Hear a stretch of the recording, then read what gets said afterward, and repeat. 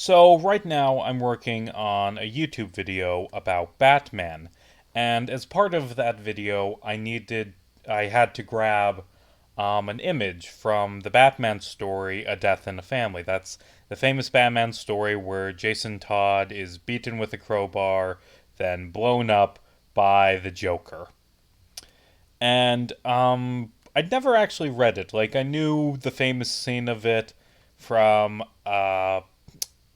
Under the Red Hood, which also adapts that scene, and it's just generally a famous thing that happened in the comics. But I had it open, so I'm like, I wonder what happens after this. So I keep reading, and something they don't talk about in Under the Red Hood or in other Batman stories about Jason is the real reason why Batman doesn't murder the Joker in that story. Like, I do think narratively it's better his explanation of, no, it would be too easy. I can't kill him. I can't be a killer. Like, yeah, that's good and all, but the reason in the comics why Batman does not murder the Joker after Robin's death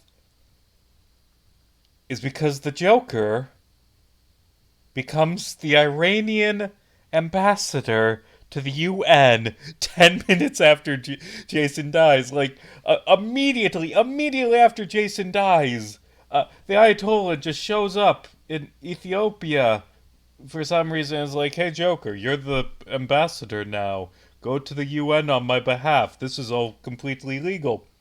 And Batman wants to beat the shit out of the Joker, but Superman shows up and says, whoa, he's an ambassador, Batman. He has diplomatic immunity? I guess. You can't just go around beating up a guy who has diplomatic immunity, which is how that works. What was it with the 80s and diplomatic immunity? But it's so fucking stupid. Like, you go from this very admittedly well-written issue where Jason dies and Bruce's grief. It's a really good issue, and then the Joker at the UN, and Batman can't do anything because he has diplomatic immunity. And I found out. I looked this up. This was, I believe, it was a story written by Jim Starlin. It was the third Batman story he wrote where the villain utilizes diplomatic immunity, because he also did KG Beast had diplomatic immunity, and there was a one-off issue where Robin, Jason Todd, can't get rid of a rapist because he has diplomatic immunity. So, it's a good thing at the end he accidentally falls to his death and was not pushed by Jason. Wink, wink.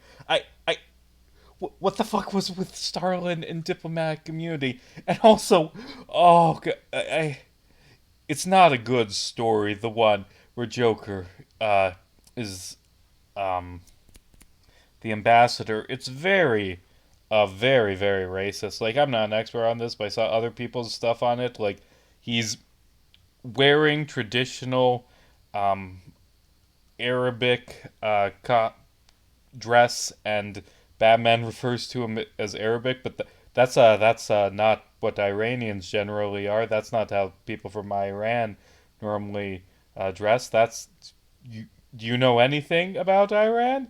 Apparently not. It's the evil country, and like you may be wondering, why does Iran make Joker their ambassador? And we don't know. There's no explanation. Joker's explanation is because they're also insane and evil.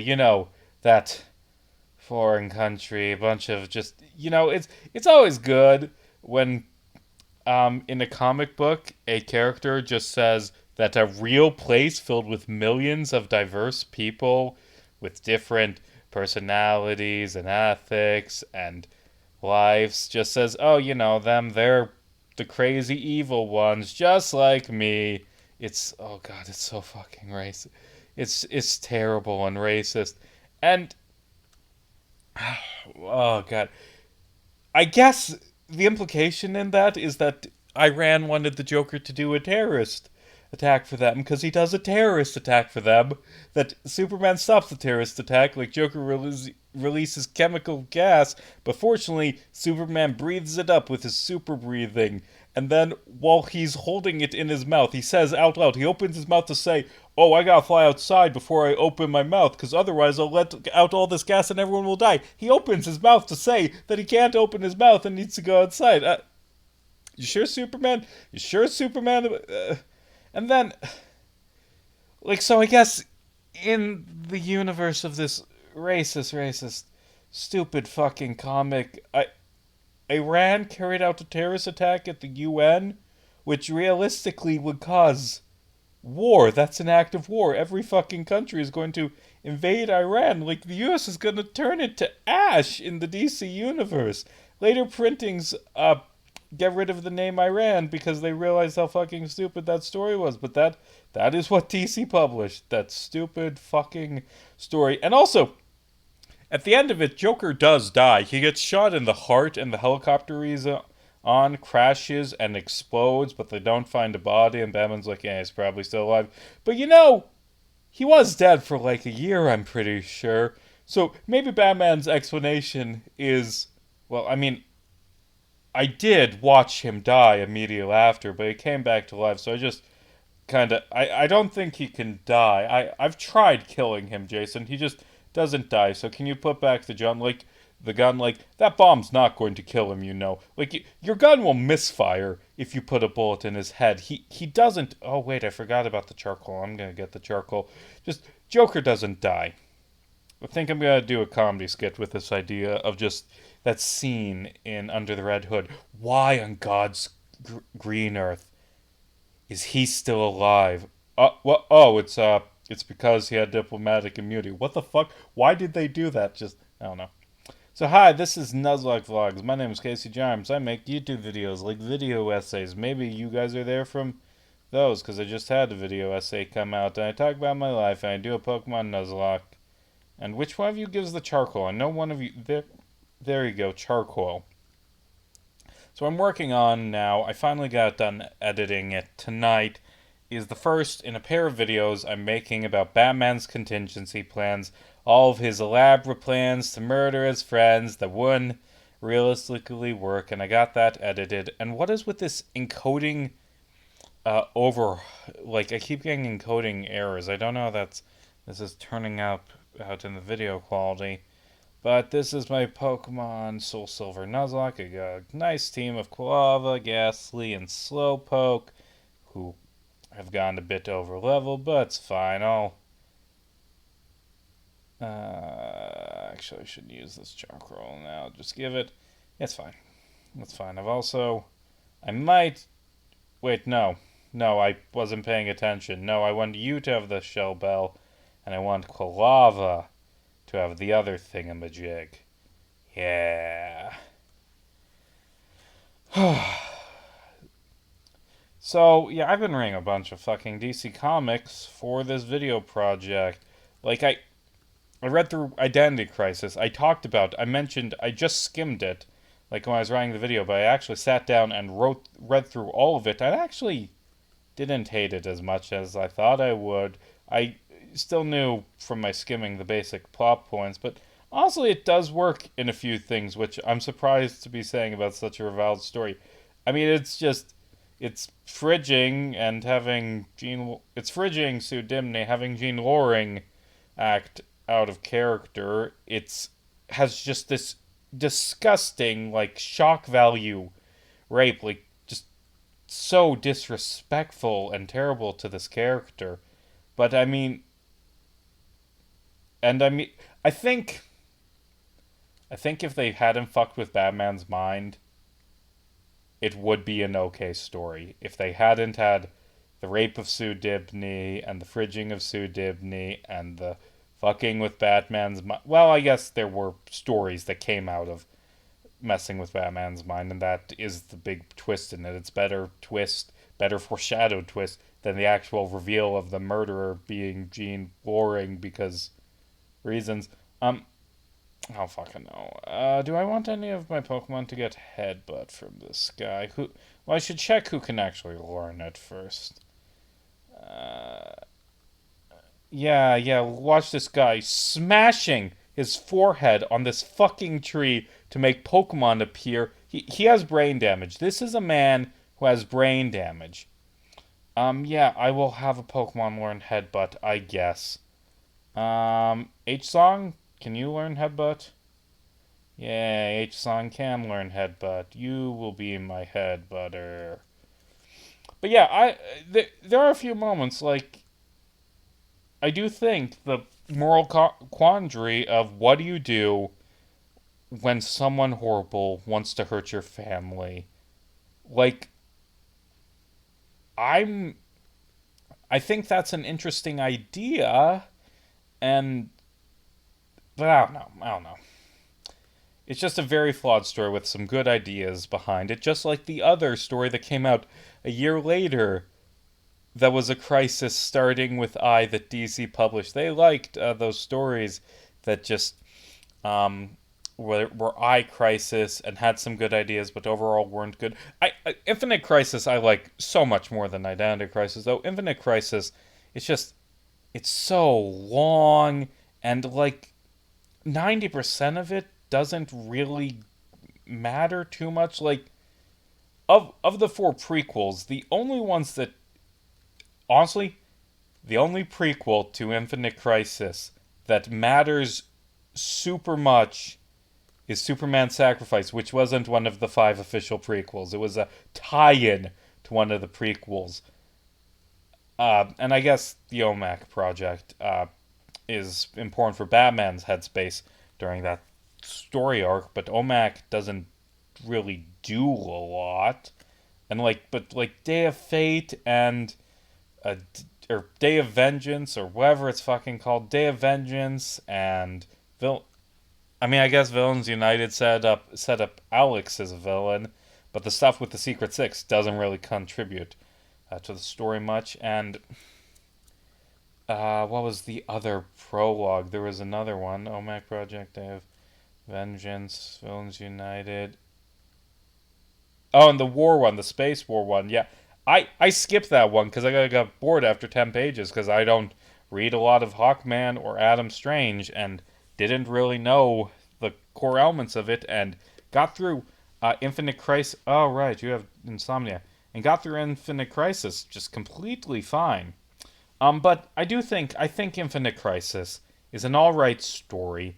I think the central arc of it, like, I think Golden Age Superman as a character and the things he is fighting for, like this world is darker now, we need to bring it back, and then being proven wrong by the bravery and heroism of the new world, I think that's overall fine. It's pretty good. It's pretty good. I talked about it in the video, which isn't actually out yet. Oh, Don Ravioli is such a fucking good name. I named my Pokemon after commenters. Don Ravioli is such a good name. Um, but like I do think like the heart of the story is Connor Kent, who is pretty good. And also, while we're talking about Batman, I think Nightwing should have died in Infinite Crisis. Well, maybe I don't actually know like immediately after Infinite Crisis what type of stories they told with Nightwing. So maybe there's some good ones, and it was overall a bad decision to kill him off. But like the way the story is structured and written, it is very clear what like the writers have said that they originally wanted to kill off Nightwing, and that's what the story is about. Like at the start, Batman's like Dick Grayson is the one good thing in this world. He is what redeems it, and then he's the one who leads this big battle to take the tower and saves the universe. And as Batman's taking out OMAC, or not OMAC, Brother Eye. I'm pretty sure I called Brother Eye OMAC earlier. Oh, a double switch. Look at you.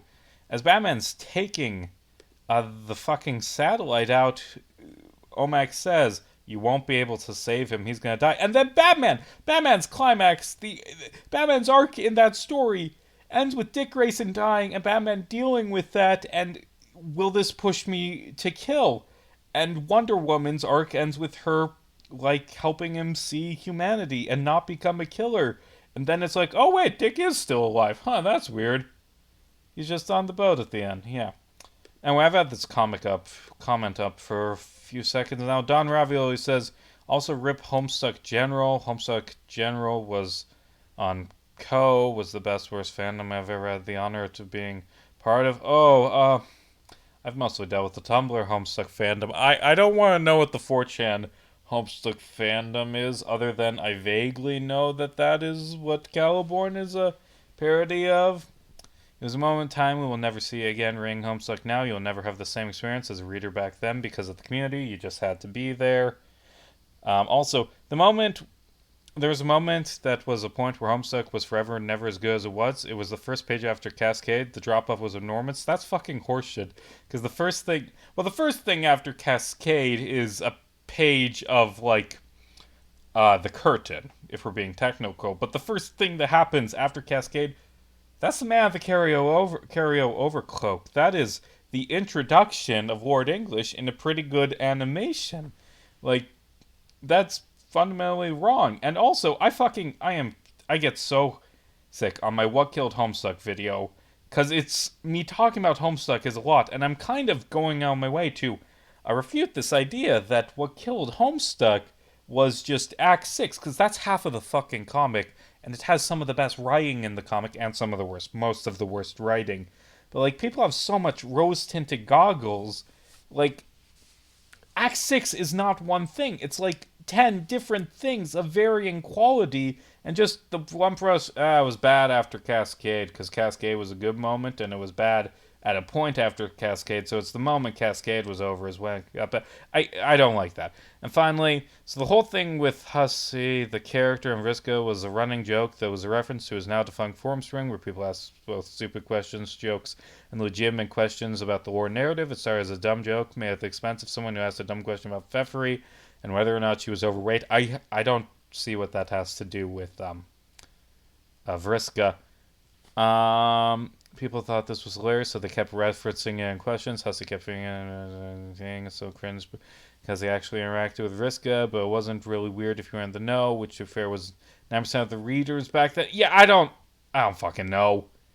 I've heard before that, like, the Hussey Vriska stuff, it just is off-putting and weird and not as funny as I think Andrew Hussey intended it to be. I don't guess I care that much what inspired it. Oh no. Okay, let's battle you, old man. Let's get to Goldenrod, because there is one more Pokemon that I would like to add to my team that we can get in Goldenrod that is so good in a Nuzlock. It's an excellent Pokemon that I've skipped a previous encounter just so I could guarantee this very good encounter, and you don't even fucking know what I'm talking about. It's a good Pokemon, though. And actually, I started in this one having, like, oh wait, I can put, like, the Pokemon pictures in the bottom screen. Yeah, and I already have my next team member placed because it is a guaranteed encounter, so I got to get to Goldenrod so I can get that guaranteed encounter. Yeah. My team is over leveled and I haven't had any deaths yet, which is kind of bad in a Nuzlocke. But you know, it's fine. It's fine. Soulsilver, like, by the end, gets very, very hard. It has a decently easy. Why is there so much encoding overload tonight? I don't know. Well, it's because my laptop is a piece of shit. I do not have a good enough laptop to make this. Oh, that's bad. Oh, that's really bad. That is. Never mind. If it, like, wait a minute, I have fucking levitate. That wasn't like a problem. I was fine, but I was worried for a second because I thought that they were being strategic and, like, going to trap and, like, use a ground move on my poison type. But no, they actually, I'm pretty sure Ghastly still has levitate. It's Gengar who they took levitate away from. No, I don't want to trade phone numbers, you small child. Stop bothering me. And oh no, there's a cutscene here, and it's long and boring. I can't use breathing anyway, and she walks so slow. I'm mashing the B button. So yeah, the second part of that Batman video is going to come out in like 2 weeks. Hopefully, if I get it done on time, I should be able to. What else is going on in my life? Oh, Oh, I got second place in a contest in the Iowa Newspaper Awards Better Newspaper Contest. I got second place in coverage of local government and politics for weekly papers with more than 1261 readers. And like, I should be proud because I got something but second. It's always disappointing when it's second. And I mean, I saw the first place entry, it was better than mine, but second is annoying. But no, it's good. It's good on the resume. It's a sign that I'm decent at my job and doing good work. Okay. Who's up for? I think I can take on the cop with my Ghastly, and I can't really use my gas. I can't use my Ghastly because it can't hit Whitney's Pokemon. I can't use my Quava because it's over leveled. So we're gonna figure out how to get through Whitney. Because my fourth team member can't take Whitney because she has rock moves. I don't have a plan for Whitney. Whitney's gonna kick my ass. I sure hope this doesn't have bite, because that would kill me. Oh, if you're just Ember, I'm fine, I'm fine.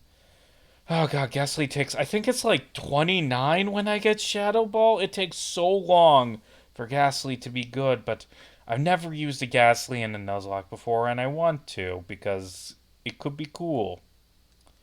I'll do all the items in like Goldenrod off screen, because that's not interesting. Me just going around picking things up from houses, buying things. Okay, Camper Todd. Hi, Todd. That's a cool name. Other thing I'm doing is, it's gonna be such a long fucking video essay. I'm writing a video essay on Homestuck epilogues.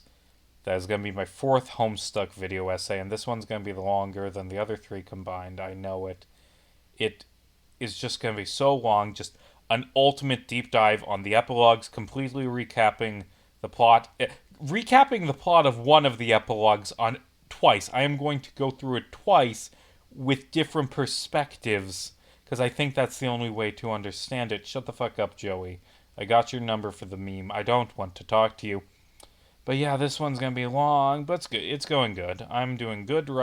I'm doing good work on writing the script for my April Homestuck video essay coming out on the 13th, and it is going to be good. Right now, I'm working my way through Candy and writing it. I'm bouncing back between, but I've written to John's death in Meat, and I've written to Dirk's funeral in Candy, which are kind of parallel scenes. That they're not presented as parallels in the video, but like the main difference between Meat and Candy is honestly that in one of them John dies and in one of them Dirk dies, and that is the main point of convergence. Like beyond the metaphysical stuff, this is what happens when you have John Egbert and when you have Dirk Strider, and I'm not sure which is better to have, I guess. They both kind of. Well, John just becomes depressed, and everyone else becomes assholes, and the world becomes nonsense. Whereas Dirk, if Dirk isn't dead, he's actively making things worse and abusing his loved ones. So I guess it's better for Dirk to be dead than John to be dead. Honestly, the Meat world isn't better than the Candy world because Jane's still a fascist and in power, and all the other heroes abandoned that world. It's gonna become as bad. It's gonna become as bad as Candy eventually. It just gets ended sooner in the process because Dirk stopped caring. And this is that last team member that I was waiting for. Kenya the Spearow, who Spearow's a pretty solid Pokemon. B, it's like, I'm pretty sure it's right about at an evolution level. Like, either one more or two more. And also, it is a trade evolution, which means, do you know what that means? That means that it gets extra experience. So